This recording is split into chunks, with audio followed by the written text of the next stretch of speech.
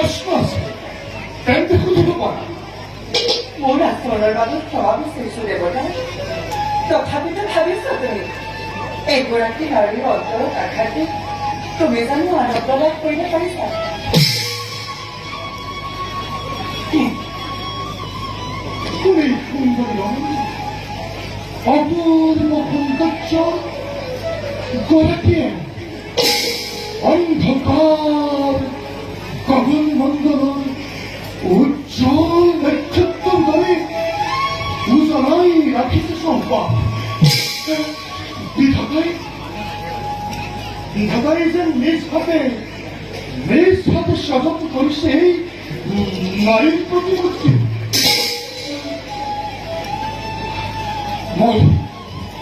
মই মোৰ জীৱন যাত্ৰাত অনেক নাৰীক লগ পাম, কিন্তু এনে সুন্দৰী নাৰীৰ প্ৰতিমূৰ্তি দৰ্শনৰ সৌভাগ্য মোৰ নাথাকিল কোনো নাৰী। তথাপিতো এই নাৰীৰ সৌন্দৰ্য আৰু ৰূপৰ জেউতিয়ে মোৰ মনত কাম ভাৱৰ উদ্বেগ খটোৱা নাই কিয়? আচৰিত, অতি আচৰিত।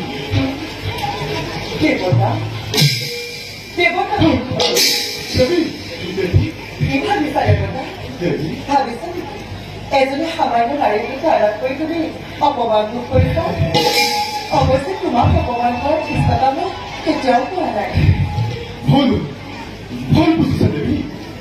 এটি বিশেষ কাৰ্য সম্পাদনৰ বাবে মই এই পথেৰে বৈষ্ণৱ আৰু সেই কাৰ্য সম্পাদনৰ বাবে মোৰ মন ৰাখিছে আবদ্ধ কৰি। গতিকে দেৱী, মোৰ বাক্যত যদি তুমি কিঞ্চিত মান আঘাত পাইছা তেন্তে ক্ষমা কৰিবা দেৱী। এতিয়া মই মাগিছো বিৰাম। মই মাত্ৰ এটা কথাই জানিব বিচাৰিছো, আমাৰ আত্মহত্যা হ'বনে? এয়া সময়ৰ ওপৰত নিৰ্ভৰ কৰিব। যদি সময় ইচ্ছা কৰে তেন্তে এদিন আমাৰ নিশ্চয় দেখা হ'ব।